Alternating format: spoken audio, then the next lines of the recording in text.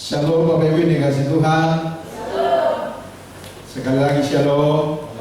Nah sekarang saya ajak dulu kita membuka Alkitab kita dari 1 Samuel pasal yang ke-15 ayat 1 sampai ayat yang ke-3. Judul perikopnya itu Saul ditolak sebagai raja. Kita akan baca secara bersama-sama Bapak Ibu. Setelah hitungan ketiga, kita akan baca bersama-sama. Kita 3 ayat saja, secara perlahan supaya kita dapat menyimak dan mengerti. 1, 2, 3, iya. Berkatalah Samuel kepada Saul, aku telah diutus oleh Tuhan untuk mengurapi engkau menjadi raja atas Israel umatnya. Oleh sebab itu dengarkanlah bunyi firman Tuhan. Ayat 2. Beginilah firman Tuhan semesta alam.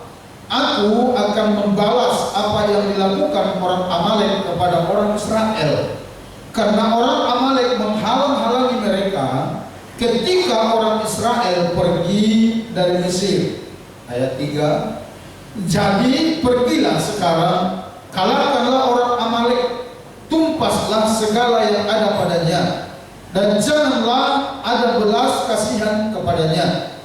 Bunuhlah semuanya, laki-laki maupun perempuan, kanak-kanak maupun anak-anak yang menyusu, lembu maupun domba, unta maupun keledai. Yang percaya katakan amin. Saudara, dari kitab ini kita akan belajar tentang ketaatan yang benar di dalam Tuhan. Minggu lalu kita memulai dengan hidup taat kepada Tuhan. Dan di minggu kedua ini kita berbicara tentang ketaatan yang benar kepada Tuhan. Dari kisah ini atau dari narasi yang kita baca ini, dan nanti ada beberapa ayat dari kitab lain menjadi referensi dari ini, kita akan coba melihat paling tidak ada 3 ketaatan yang benar, atau mungkin tepatnya dikatakan demikian, seperti apa sih yang dimaksud dengan ketaatan yang benar itu.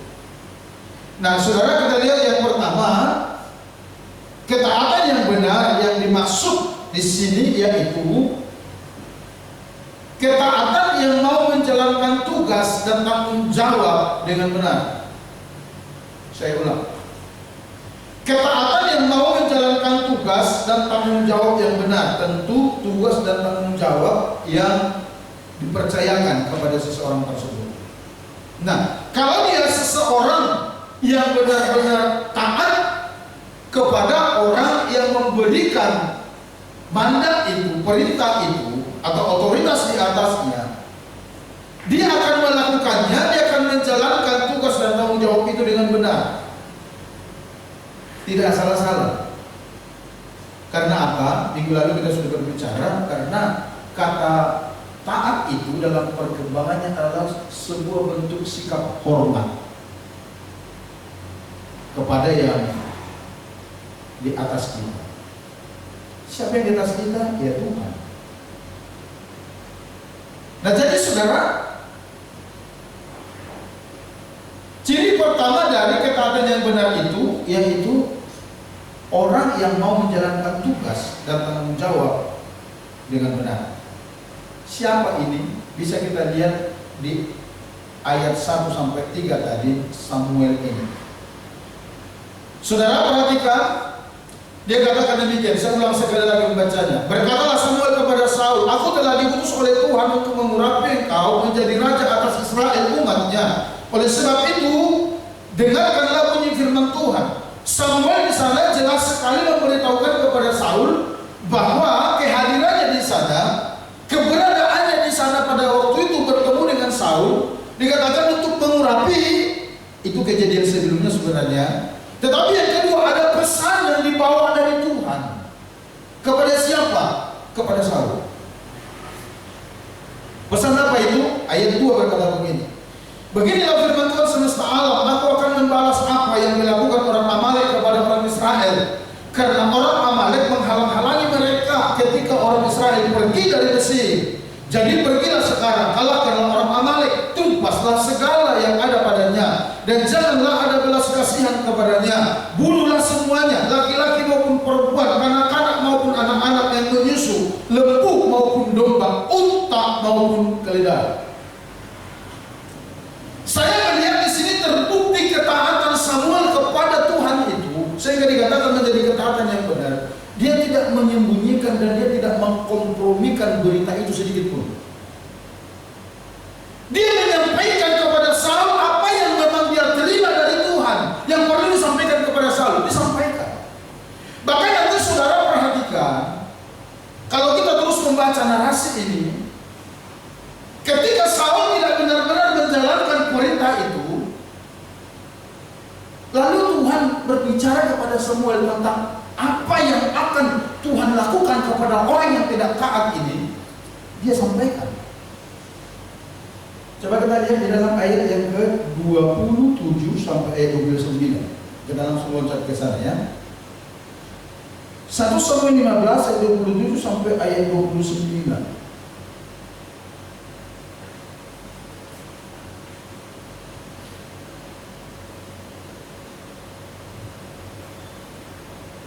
Ini setelah terjadi perbincangan antara Samuel dengan Saul, dan Samuel sampaikan ini ketika Saul tidak melakukan perintah itu tepat seperti yang Tuhan mau. Lalu pesan ini datang kepada Samuel untuk disampaikan kepada Saul. Ayat 27 berkata begini. Ketika Samuel berpaling hendak pergi dari siapa? Dari hadapan Saul maksudnya. Maka Saul memegang puncak jubah Samuel, tetapi terkoyak. Jadi waktu Samuel mau meninggalkan Saul itu buru-buru tangkap ujung jubahnya Samuel, tapi koyak. Ayat 28 dikatakan demikian. Kemudian berkatalah Samuel kepadanya, Tuhan telah mengoyakkan daripadamu jabatan raja atas Israel pada hari ini, dan telah memberikannya kepada orang lain yang lebih baik daripadamu. Ayat 29.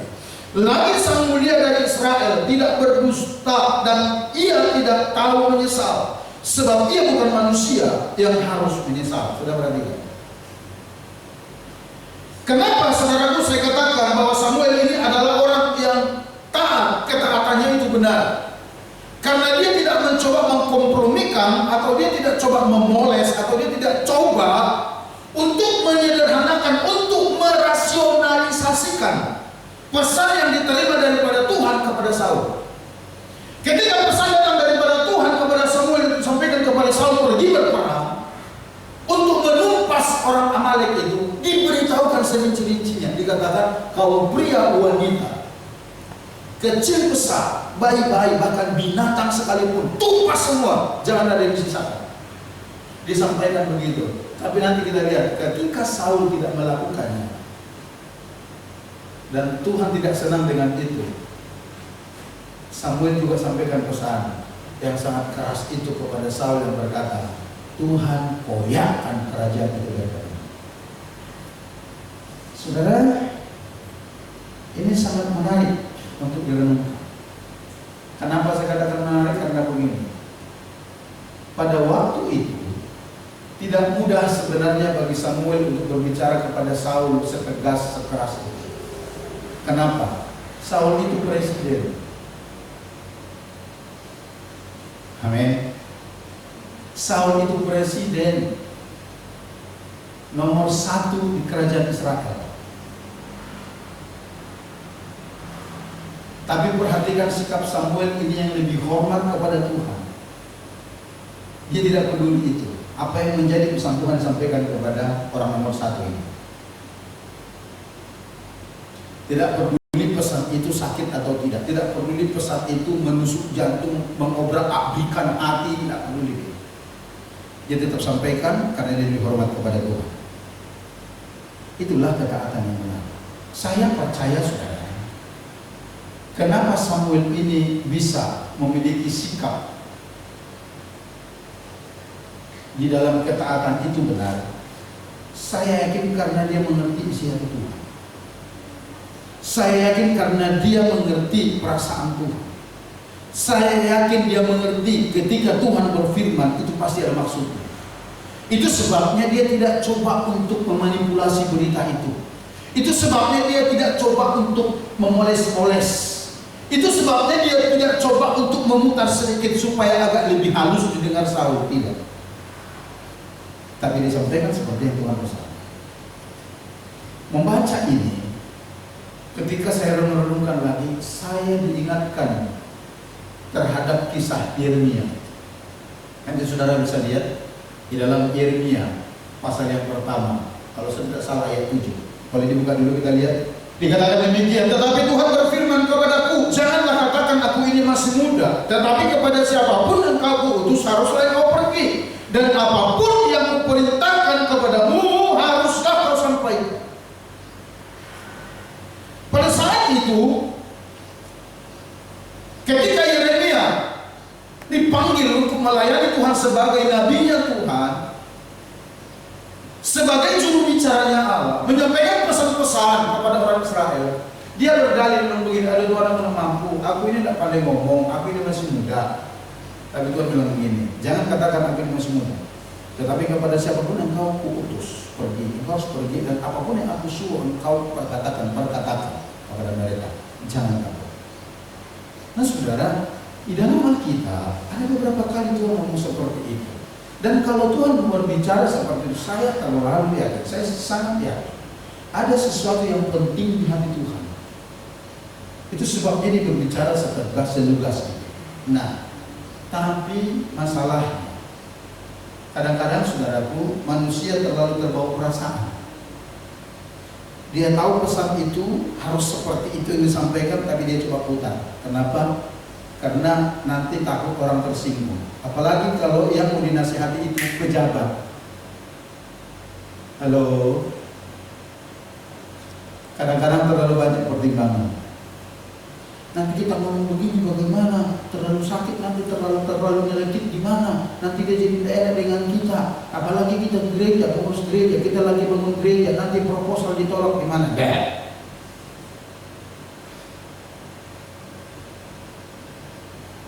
Kalau kita memiliki integritas kepada Tuhan dan memiliki ketaatan yang benar, itu semua akan kita singkirkan. Kita akan berbicara seperti apa yang Tuhan suruh kita bicara. Sebab saya percaya, saya ulang, saya yakin, saya terlalu yakin, ketika Tuhan berbicara, ketika Tuhan suruh kita sampaikan sesuatu, kalau itu sampai dan dilakukan orang, pasti ada revival di sana. Pasti ada kebangunan rohani, pasti ada perubahan. Tapi ketika itu coba mulai dikompromikan, mulai dipelintir, mulai dipoles, sehingga pesan itu tidak sampai seperti yang Tuhan mau. Dengar baik, itu tidak akan pernah memulihkan, memperparah keadaan ini. Apa yang membuat orang tetap tinggal di dalam dosanya? Ketika kita tidak berani berbicara tentang dosanya itu kepada orang lain, sehingga dia merasa aman dan nyaman di sana. Hari ini kita, saya pikir tidak salah kalau mau belajar kepada Samuel. Tidak salah. Ayo, mari kita belajar membicarakan sesuatu yang benar. Yang mau katakan amin. Mari kita belajar menyampaikan sesuatu yang benar. Apa yang harus disampaikan, yang Tuhan suruh sampaikan. Karena ketika itu ditangkap oleh seseorang, dilakukan, di sana pasti ada kebangunan rohani. Itulah yang akan mengubahkan. Dan itulah Samuel adalah tipe orang yang taat dengan benar. Berbeda dengan Saul. Minggu lalu kita sudah singgung sedikit tentang Saul. Sangat berbeda. Sangat berbeda. Saul itu menerima instruksi, Saul itu menerima pesan, menerima perintah, lakukan ini. Tapi dia tidak lakukan dengan benar. Ini saya katakan lagi. Dia taat, tapi ketaatannya itu cuma separuh. Dia coba merasionalkan, dia coba dengan perasaannya.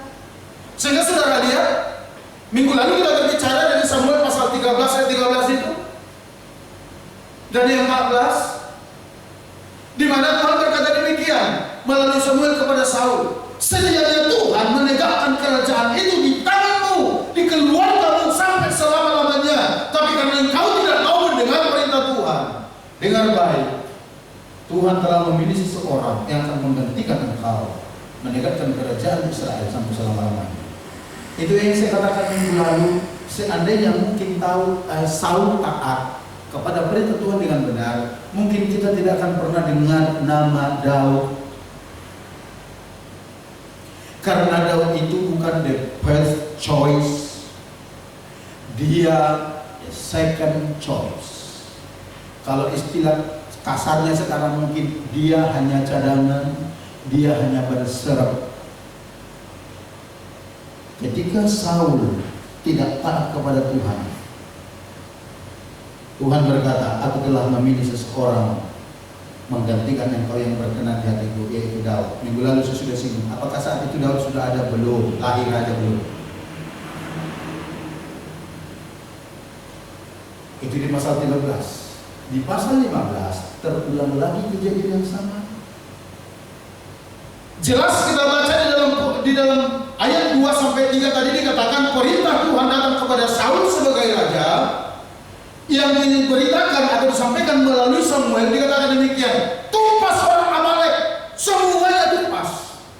Kaum pria, kaum wanita, yang kecil besar, tua muda, bayi, bahkan hewannya semua, tumpas, jangan ada yang disesakan. Waduh saudara, dari satu sisi kejam banget. Ada apa ini? Ada apa dengan orang Amalek ini? Ya toh? Sudah tahu kalau saudara belajar Alkitab, ketika bangsa Israel keluar dari Mesir, bangsa yang pertama sekali keluar menghalangi, menghadang, memerangi orang Israel itu Amalek. Dan ternyata punya usut dari mana latar belakang mereka ini? Mereka ini keturunan Esau. Sudah dengar Esau? Esau itu punya keturunan namanya Elifas. Dari situ terus berkembang biak, jadilah orang Amalek ini. Ada apa dengan Esau? Siapa Esau? Dia adalah saudara kembar dari Yakub. Esau adalah manusia yang ditipu oleh Yakub. Ya, orang Israel disebut Bani Yakub adalah keturunan Yakub. Orang Amalek adalah keturunan Esau. Jadi saudara, menarik sekali. Saya baca beberapa literatur dan saya agak yakinnya begini, dikatakan demikian. Kepahitannya Esau itu turun sama keturunannya. Ada literatur berkata begini. Turun. Kebencian yang ada di hati Esau itu turun sampai ke keturunan-keturunannya termasuk orang Amalek. Sehingga ketika orang Israel mau melintasi daerah mereka, ketika mereka keluar dari tanah Kanaan, dari tanah Mesir, mau masuk ke tanah Kanaan, orang Amalek yang duluan menghadangnya. Dan perhatikan di dalam ayat yang kedua dan ketiga tadi, Tuhan berkata demikian, aku mau membalaskan. Aku mau membalaskan. Saudara, ya kadang-kadang tidak mudah memikirkan ini. Kenapa? Karena sepertinya Tuhan sadis amat dan kejam amat. Tapi saya mau katakan sesungguhnya tidak. Kenapa sesungguhnya tidak? Karena saudaraku, kita tahu bahwa bangsa Israel ini, Bani Yakub ini dipilih Tuhan, dipelihara Tuhan untuk menghadirkan seorang juru selamat yang akan menyelamatkan seluruh dunia yang percaya kepada Dia. Siapa itu? Yesus. Itu sebabnya bangsa ini dipelihara Tuhan sedemikian rupa. Kalau saudara nanti baca, bahkan bukan hanya orang Amalek ini yang disuruh ditumpas. Ketika mereka mau masuk ke tanah Kanaan, di dalam Ulangan pasal 20, kalau saya tidak salah, boleh dibuka dulu. Ulangan pasal 20 ayat 16 sampai 18. Ada 6 suku atau 6 bangsa yang ada di tanah Kanaan yang disuruh Tuhan harus ditumpas sampai habis. Dan alasan penumpasannya ada. Kenapa seperti itu? Coba kita lihat dulu sebentar ya. supaya kita memahami kenapa orang Amalek ini disuruh ditumpas, saudara. Kenapa ini penting bagi Tuhan? Di dalam Ulangan pasal yang ke-20 ayat yang ke-16 sampai 18 kalau saya tidak salah ya.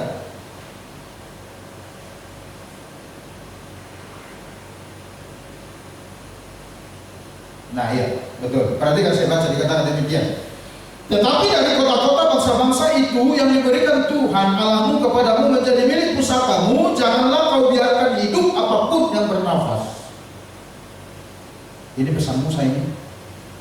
Melainkan kau tumpas sama sekali, yakni ini dia, orang Het, orang Amori, orang Kanaan, orang Feris, orang Hewi, dan orang Yebus.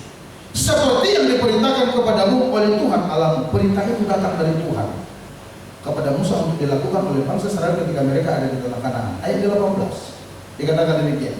Supaya mereka jangan mengajar kamu berbuat sesuai dengan segala kekejian yang dilakukan mereka bagi Allah mereka, sehingga kamu berbuat dosa kepada Tuhan Allahmu.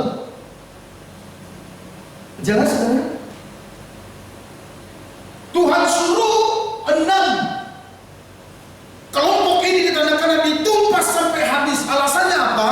Supaya gaya hidup, supaya cara-cara hidup orang-orang ini, orang Amori ini, orang Yebus ini, tidak mempengaruhi gaya orang Israel yang adalah umat pilihan. Supaya gaya hidup orang-orang ini tidak meracuni umat pilihan ini, disuruh ditumpas semuanya. Sebab kalau tidak, mungkin kehadiran juru selamat bisa terganggu. Kita kembali kepada orang Amalek ini, saudara. Ini serius di mata Tuhan. Kenapa? Karena Tuhan Maha tahu dong tentunya ya. Tuhan berbicara kepada Saul melalui Samuel, pergi perangi Amalek, tumpas semuanya, jangan ada yang sisa. Tapi apa yang dilakukan Saul? Dilakukan? Tidak. Coba kita kembali ke 1 Samuel 15. Kita lihat mulai ayat 4. Saudara perhatikan, ikuti saya akan baca pelan-pelan biar kita mengerti setting cerita ini. Lalu Saul memanggil rakyat berkumpul dan memeriksa warisan mereka di Telaim. Ada 200.000 orang pasukan berjalan kaki dan 10.000 orang Yehuda. Setelah Saul sampai ke kota orang Amalek, disuruhnya orang-orang menghadap di lembah. Ayat 6, berkatalah Saul kepada orang Keni, berangkatlah, menjauhlah, pergilah dari tengah-tengah orang-orang Amalek, supaya jangan kulenyapkan kamu bersama-sama dengan mereka. Bukankah kamu telah menunjukkan persahabatanmu kepada semua orang Israel ketika mereka pergi dari Mesir? Sesudah itu menjauh orang Keni dari tengah-tengah orang Amalek. Ayat 7.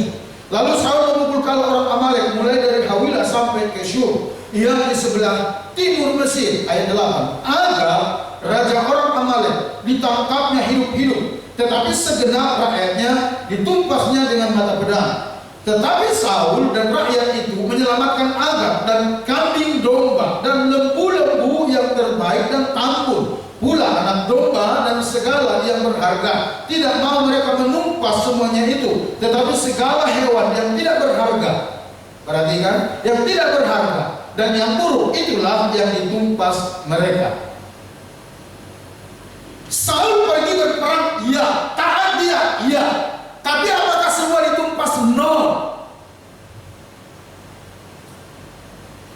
Tuhan berkata tumpas semuanya, jangan ada yang sisa. Tapi Saul tidak melakukan.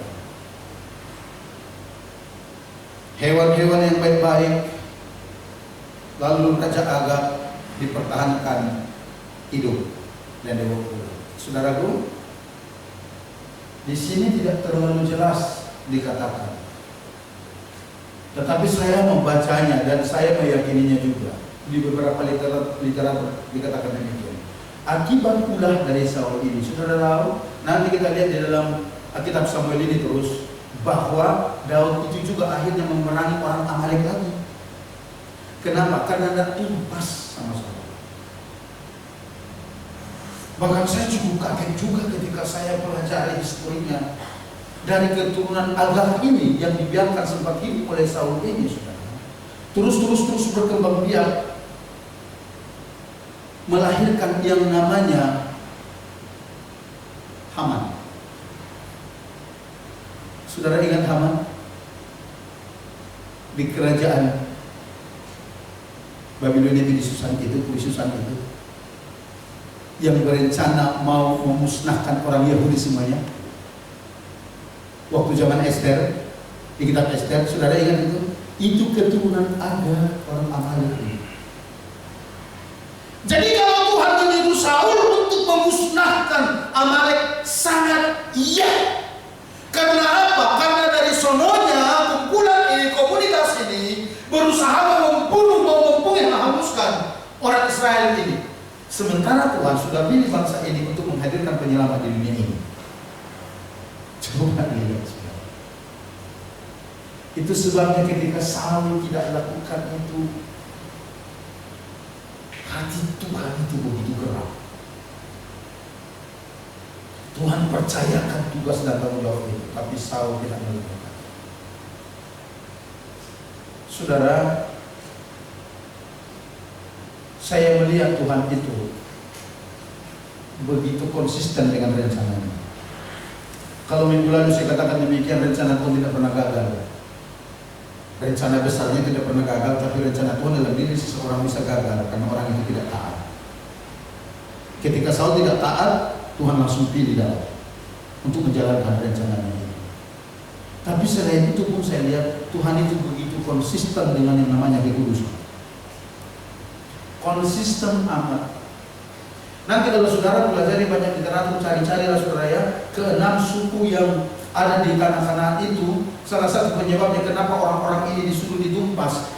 Orang-orang ini adalah orang-orang para penyembah berhala yang hidup dengan imoralitas yang sangat jelek. Sehingga orang ini semua dirasuki setan. Tidak ada yang tidak, sampai ke binatangnya pun. Saudaraku, di sana saudara temui nanti bahwa orang-orang ini juga menghalalkan, mengorbankan anak-anaknya sebagai korban persembahan kepada dewa. Nah, di zaman perjanjian lama yang begitu-begitu itu bagaikan penyakit kanker di dalam tubuh seseorang yang kalau tidak diantisipasi akan menyebar kemana-mana. Itu sebabnya Tuhan katakan tumpas. Kenapa? Karena itu bisa seperti penyakit kanker di dalam tubuh seseorang yang akan menyebar kemana-mana. Dan itu kelihatan ketika orang Israel juga masuk ke tanah Kanaan dan tumpas 6 suku itu. Itulah yang menjadi rapi di dalam kehidupan mereka. Orang-orang itulah yang sering membawa mereka menyembah berhala. Saudara, kalau dipikir-pikir ada mengerikan dia, tapi semua boleh tahu Tuhan lebih tahu rencananya dalam kehidupan kita daripada kita sendiri. Amin. Amin.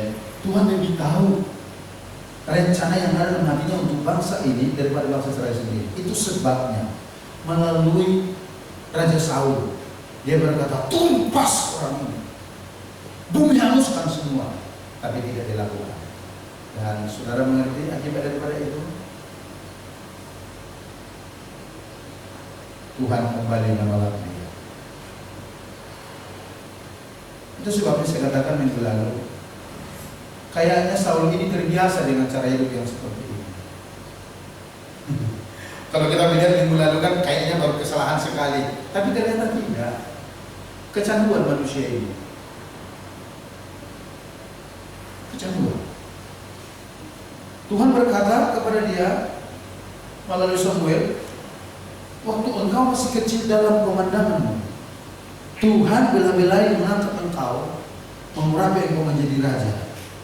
Tapi sekarang, setelah engkau sukses, baru 2 tahun pemerintahan berjalan, Saul seperti tidak perlu lagi suara Tuhan. Dia mulai berjalan dengan caranya sendiri. Bahkan hal-hal penting yang Tuhan suruh dalam hukum. Ayo saudara, yuk kita belajar dari peristiwa ini supaya kita menjadi orang yang taat dan ketaatan kita itu benar.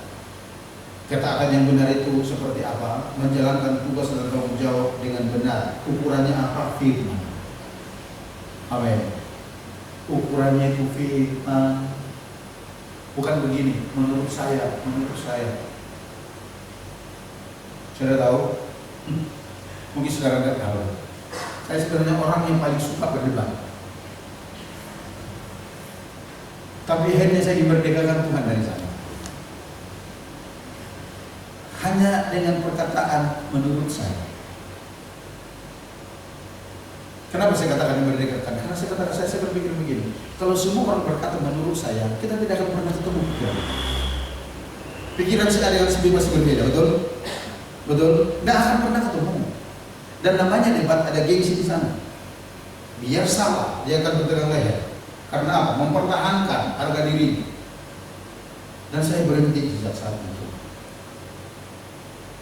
Kalau mau diskusi, ayo, dasarnya apa firman? Rujukannya firman. Karena kita mau ngomong kemana-mana, kalau orang sudah tidak percaya firman, dan ada gunanya, nggak usah berpanjang. Karena semua orang akan berkata begini, menurut saya begini, menurut saya ini benar. Begitu dilihat situ, sini aja bisa begitu. Tapi saya mau katakan bersedia dan tidak mau kepada firman. Ayo, kalau saudara akui bahwa Alkitab adalah firman, kita berangkat dari sana. Ukuran kebenaran kita itu bukan apa yang kita pandang benar bukan, tapi apa yang Alkitab katakan benar. Itulah kebenarannya. Dan itu yang harus kita hidupi, itu yang harus kita sampaikan. Saudaraku, ayo, mari kita belajar menjadi pribadi yang taat kepada Tuhan dan ketaatannya itu dengan cara yang benar. Seperti apa sih ketaatan yang benar itu? Yang kedua, mau bertanggung jawab atas kesalahan yang dilakukan. Atau mungkin saya katakan demikian, mau mengambil tanggung jawab dan tidak menyalahkan orang lain. Artinya begini, orang yang taat itu dan ketaatannya itu benar, suatu waktu kalau dia melakukan kesalahan, dia mau mengambil tanggung jawab. Amin. Dia mau mengambil tanggung jawab itu. Itu orang yang taat secara benar, tidak langsung buru-buru menyalahkan, oh itu garasi ini, oh itu garasi itu, oh itu garasi A, itu garasi ini. Aduh, saudara, berhenti.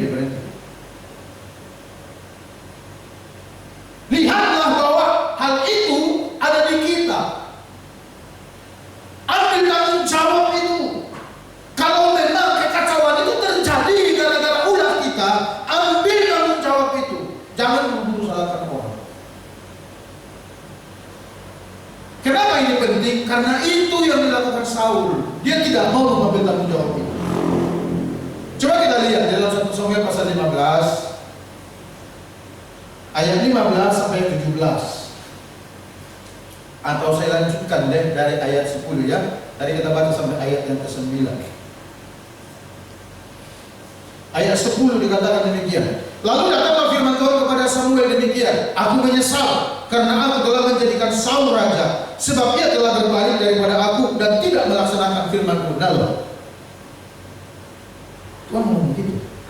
Maka sakit hatilah Samuel dan dia berseru-seru kepada Tuhan semalam-malam. Dan Samuel ini uring-uringan semalam-malam. Ayat 12. Lalu Samuel bangun pagi-pagi untuk bertemu dengan Saul, tetapi diberitahukan kepada Samuel demikian, Saul telah ke Karmel tadi dan telah didirikannya baginya suatu tanda peringatan. Kemudian ia balik dan mengambil jurusan ke Gilgal. Ayat 13. Kata Samuel, ketika Samuel sampai kepada Saul, berkatalah Saul kepadanya, diberkatilah kiranya engkau oleh Tuhan.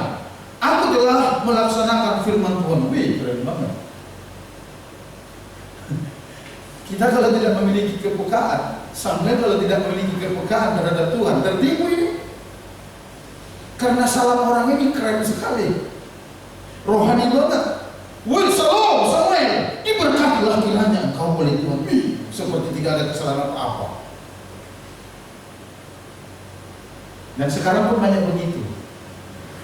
Begitu kita dengar orang itu mengucapkan sepatah dua kata shalom, shalom, kita pikir orang itu sudah rohani banget, ya tuh saudara. Padahal kita tidak tahu apa yang ada dalam hatinya. Hanya orang-orang yang memiliki roh Tuhan aktif di dalam hatinya yang bisa membedakan. Apakah bangga Samuel atas sapaan itu? Kita lihat. Ayat 14. Tetapi kata Samuel, kalau begitu, apakah bunyi kambing domba yang sampai ke telinga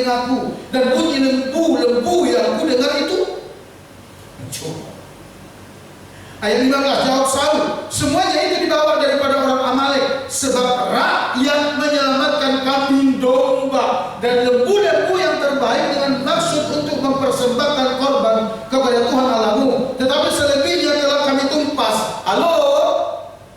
Lihat ini, siapa ini kambing hitamkan Saul lagi? Waktu peperangan melawan orang Filistin, ketika Samuel berkata demikian, bunuh perbuatanmu itu, kau tidak tunggu aku sampai datang. Dia bilang begini, aku lihat rakyat itu sudah terserak-serak meninggalkan aku. Ini kejadiannya lagi. Ketika Samuel berkata, hei, kau bilang kau melakukan firman. Suara kambing siapa yang sampai di telingaku itu? Suara lembu siapa yang sampai di telingaku itu? Baru bilang begini, rakyat itu. Halo. Woi saudara. Halo. Ini benar-benar manusia yang tidak bertanggung jawab ini. Kalau hati saya berkata demikian, oke, mungkin masyarakat itu yang bawa, oke, mungkin rakyat itu yang mengambil karena mereka mungkin jatuh cinta atau tertarik melihatnya. Barang-barang berharga, lembu gemukan ada di sana, mungkin berbuih keren ini, cukuplah untuk presiden kita dipelihara dan ternak mau ngambil bibitnya, mungkin begitu. Tapi kan dia pemimpin, tapi kan dia tahu firman yang datang kepadanya, dia tahu pesan itu, bahwa satu ekor dari ternak itu pun tidak ada yang bisa disisakan. Tapi apa kenyataannya? Disisakan. Dan ketika dia tegur, salahkan lagi orang lain. Kita lihat ya, sampai seterusnya. Lalu berkatalah Samuel kepada Saul, sudahlah. Ada tanda seru di sana, jadi saya agak tegaskan. Sudahlah. Aku akan memberitahukan kepadamu apa yang difirmankan Tuhan kepadamu tadi malam. Kata Saul kepadanya, katakanlah. Ayat 17, perhatikan. Sesudah itu berkatalah Samuel, bukankah engkau walaupun engkau kecil pada pemandanganmu sendiri, perhatikan, telah menjadi kepala atas suku-suku Israel, dan bukankah Tuhan telah mengurapi engkau menjadi raja atas Israel? Ayat 18, Tuhan telah menyuruh engkau pergi dengan pesan, pergilah tumpaslah orang-orang berdosa itu, yakni orang Amalek, berperanglah melawan mereka sampai engkau membinasakan mereka. Ayat 19, mengapa engkau tidak mendengar suara Tuhan? Mengapa engkau mengambil jarahan dan melakukan apa yang jahat di mata Tuhan? Ini keren saudara kalau direnungkan. Kita baca terus ayat 20 sampai 22. Dikatakan demikian, lalu kata Saul kepada Samuel, aku memang mendengarkan suara Tuhan dan mengikuti jalan yang telah disuruh Tuhan kepadaku, dan aku membawa Agag, raja orang Amalek. Tetapi orang Amalek itu sendiri telah kutumpas. Ayat 21. Tetapi rakyat mengambil dari jarahan itu kambing domba dan lembu-lembu yang terbaik dari yang dikhususkan untuk ditumpas itu, untuk mempersembahkan korban kepada Tuhan Allahmu di Gilgal. Kedengarannya keren banget. Sepertinya Tuhan itu kekurangan segala sesuatu. Ketika Samuel mulai mengkorek kesalahan ini, dia buat semua alasan oleh Saul. Dia berkata, bukan aku tapi rakyat itu, dengan alasan supaya nanti mereka persembahkan kepada Tuhan, ada persembahan korban. Kedengarannya rekan kita saudara? Halo? Seberapa sering kita melakukan hal yang sama?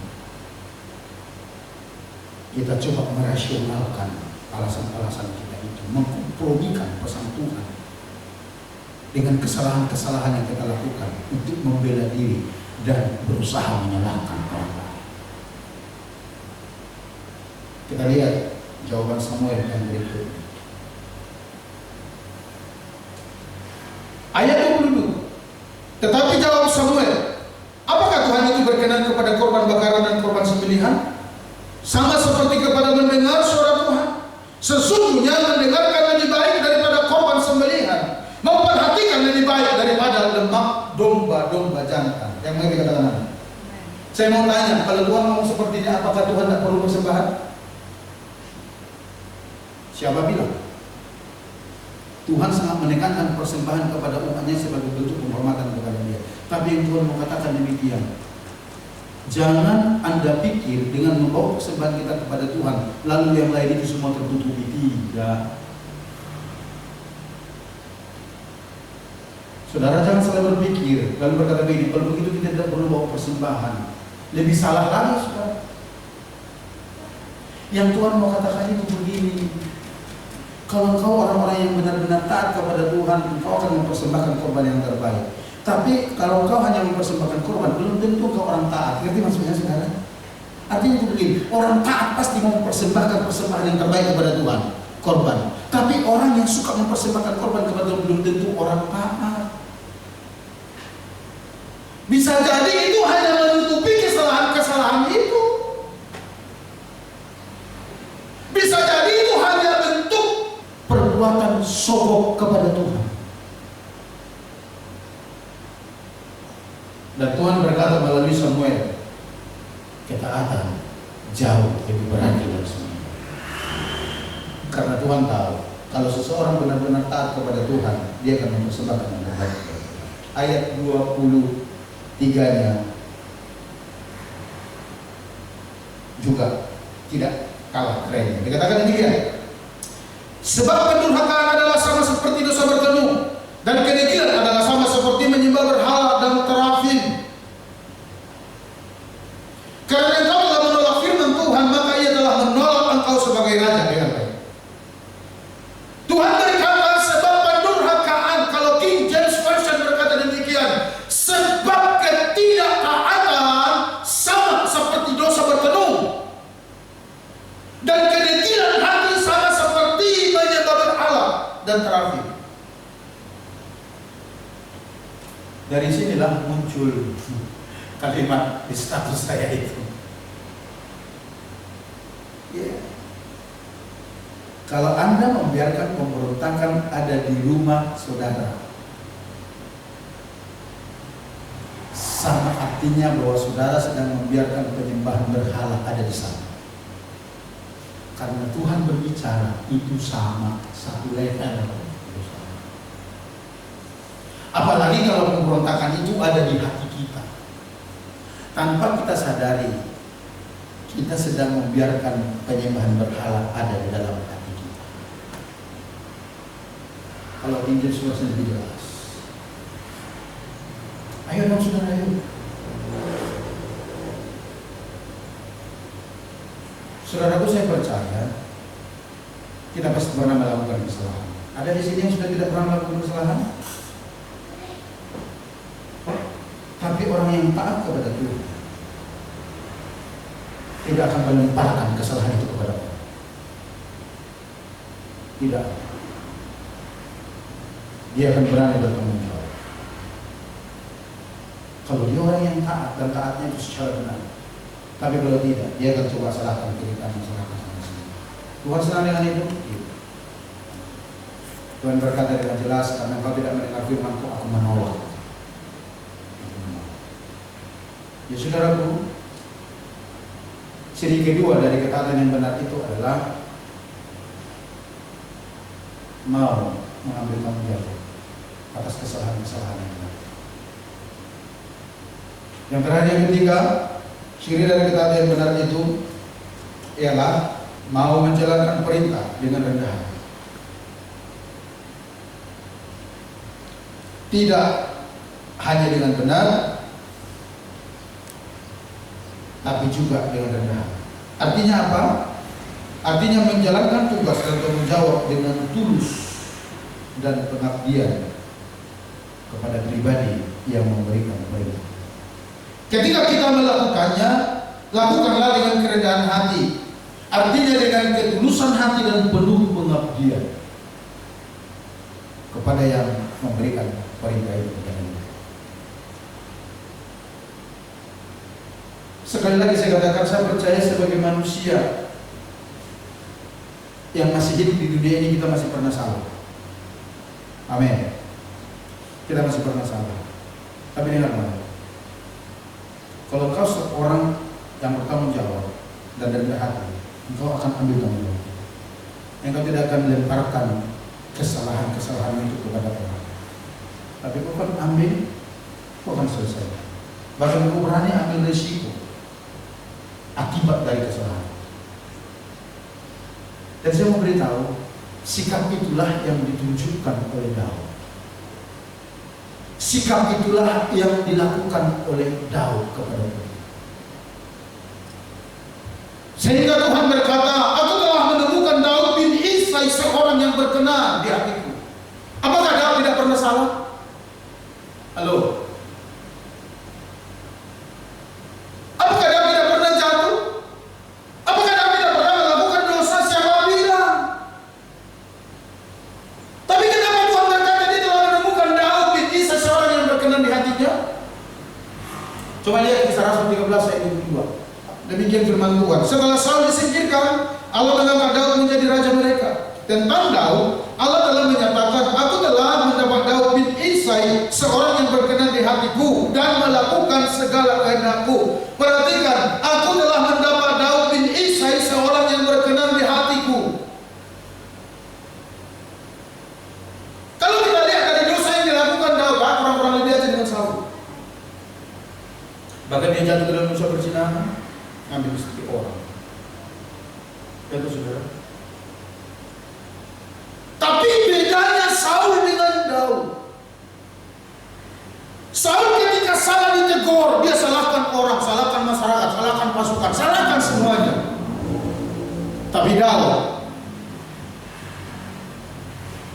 ketika dia terjebak dengan konspirasi politiknya, membunuh Uria di medan perang,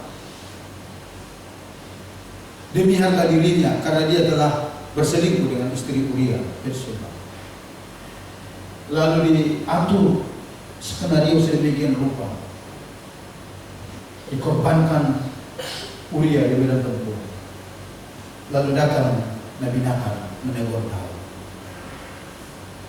Perbuatanmu itu jahat, keji. Apa yang Daud lakukan? Alkitab berkata, dia bersujud sampai ke tanah. Dia ambil tanggung jawab itu. Dia datang kepada Tuhan, dia minta. Bahkan dari konsekuensi perbuatan itu, anak perselingkuhannya itu, pada akhirnya mati. Yang kedua, suatu waktu, oleh kecerobohan Daud ini, dia menghitung pasukan. Di dalam 2 Samuel pasal 24 ayat 17, dia menghitung, disuruh panglimanya hitung semua kekuatan kita, bla bla bla. Alkitab katakan begini, Tuhan marah dengan itu. Saya akhirnya bingung, apa salahnya dengan itu? Bukankah di kitab Bilangan Tuhan juga menyuruh mereka menghitung pasukan Israel?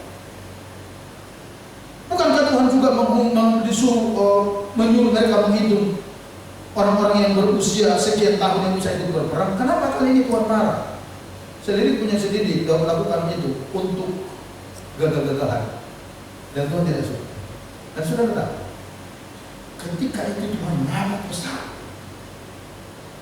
sehingga ditewaskan 70.000 orang dari bangsa Israel. Ketika itu terjadi, apa yang kita katakan? Coba kita lihat 2 Samuel pasal 24 ayat 17. Dikatakan demikian, ayat B-nya ya, mulai dari sesungguhnya.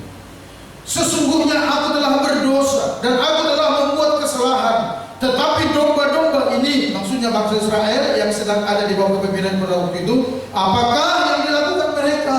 Biarlah kiranya tanganmu menimpa aku dan kaum keluargaku. Sangat berbeda sikap dua manusia ini. Yang satu ketika ditegur menyalahkan orang, tapi yang satu ketika ditegur dengan rendah hati. Alkitab berkata dia bersujud sampai mukanya ke tanah dan berkata kepada Tuhan, biarlah aku dan keluargaku yang menanggung akibat kesalahan. Dan saudara tahu itu menggugah hati Tuhan, karena ternyata Tuhan melihat itu sebagai tindakan kerendahan hati. Amin. Sehingga kenapa di dalam Kisah Rasul 13 ayat 22 tadi dikatakan Daud itu seorang yang berkenan di hati Allah, bukan karena dia tidak pernah salah, tetapi dari salah satu sikapnya yang rendah hati itu.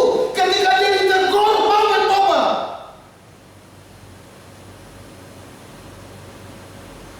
Tidak cari kambing hitam sana sini, tapi dia bertobat. Dan Allah berkata demikian di dalam ayat 22 tadi. Aku telah mendapat Daud bin Isai seorang yang berkenan di hatiku dan yang melakukan segala kehendakku. Kehendak apa itu? Ini salah satunya Tuhan maksud. Kalau kau salah, bertobat. Ayat 36 dari Kisah Rasul pasal 13 itu berkata demikian. Sebab Daud melakukan kehendak Allah pada zamannya, lalu ia mangkat dan dibaringkan di samping nenek moyangnya, dan ia memang diserahkan kepada kebinasaan secara tubuh. Tetapi Tuhan menguraikan, Tuhan menyebutkan kenapa Daud itu orang berkenan di hadapan Tuhan, karena dia mau melakukan kehendak Bapa di sorga.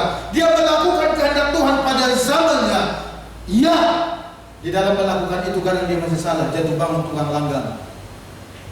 Bagi Tuhan no problem, selama engkau mau bertanggung jawab, mengakui dosamu, kesalahanmu, dan bangkit bertobat. Dan dia dipilihkan, saudaraku, itu yang salah satu yang membuat nama Daud populer sampai hari ini. Sangat berbeda dengan Saul yang dipilih Tuhan, sama seperti Daud. Itu sebabnya saya katakan demikian. Kerendahan hati itu bukan berarti saudara melakukan semuanya itu serba sempurna, tidak pernah salah, bukan itu. Tapi kerendahan hati itu, kita memiliki kepekaan hati terhadap Tuhan dan kehendaknya. Kemudian kita bersedia mengeksekusi kehendak Tuhan itu. Apakah kehendak Tuhan kita bertobat? Iya. Apakah kehendak Tuhan kita bertanggung jawab? Iya. Apakah kehendak Tuhan kita datang kepada Dia, merendahkan diri dan mengakui semua kesalahan kita? Iya. Kalau kita terus berusaha mencari-cari kesalahan orang, tak akan selesai. Saudara tahu, kalau saudara lakukan itu dengan baik, kalau saudara lakukan, saudara rugi sendiri. Kenapa saya katakan rugi sendiri? Contohnya begini, saudara jelek-jelekin seseorang, lalu saudara omongin semua kejelekannya, omongin semua bahwa dia adalah yang salah, sampai saudara tidak bisa tidur, tahu tidak? Saudara selalu berpikir untuk kejelekan orang itu dan menjelekkan orang itu. Orang itu tidur nyenyak, mimpi indah. Siapa yang rugi? Ayo. Ayo. Siapa yang rugi? Ayo. Ayo dong, ayo dong. Kalau ada kesalahan-kesalahan kita lakukan, jangan coba lempar kepada orang lain dah. Ayo kita ambil dari bantuan, lebih baik kita datang bersujud bertelut di hadapan Tuhan dengan baik. Kerendahan hati itu bukan berarti saudara sempurna habis, tidak. Bukan berarti saudara tidak pernah salah, bukan itu. Mungkin saudara masih salah, tidak apa-apa, tapi akui, ambil tanggung jawab itu, bertobat, tetap kepada Tuhan. Maka kehidupan akan dipulihkan. Amin. Amin. Itulah orang yang rendah hati. Itulah orang yang taat dengan benar, mau menerima instruksi dan melakukannya dengan kerendahan. Saya percaya kita di sini semua adalah orang-orang yang menyerah hadapan Tuhan, yang mau melakukan kehendak Tuhan. Hiduplah di dalam kerendahan, karena Tuhan senang itu. Tuhan mau, Tuhan tertarik. Selama Saul rendah hati mengandalkan Tuhan, kita berkata di dalam 1 Samuel 14, kemanapun dia pergi berperang, dia selalu berhasil. Karena Tuhan menyertai. Tapi ketika dia mulai menyingkirkan Tuhan dan maju dengan ide-idenya, sepertinya Tuhan tidak penting lagi, bahkan perintah Tuhan diabaikan. Dengan baik Tuhan singkirkan dia. Saya percaya saudara tidak pada sini. Saya percaya saudara memiliki kerinduan supaya kita semua bersama-sama ada dalam kemenangan yang dari Tuhan bersama dengan Tuhan. Amin. Amin, saudara. Itu sebabnya ayo miliki ketaatan yang benar kepada Tuhan. Lakukan tanggung jawab dengan benar. Jangan lemparkan kesalahan kepada orang dan hiduplah dalam kerendahan hati. Maka lihat penyertaan Tuhan akan selalu nyata bagi kita. Mari kita berdoa.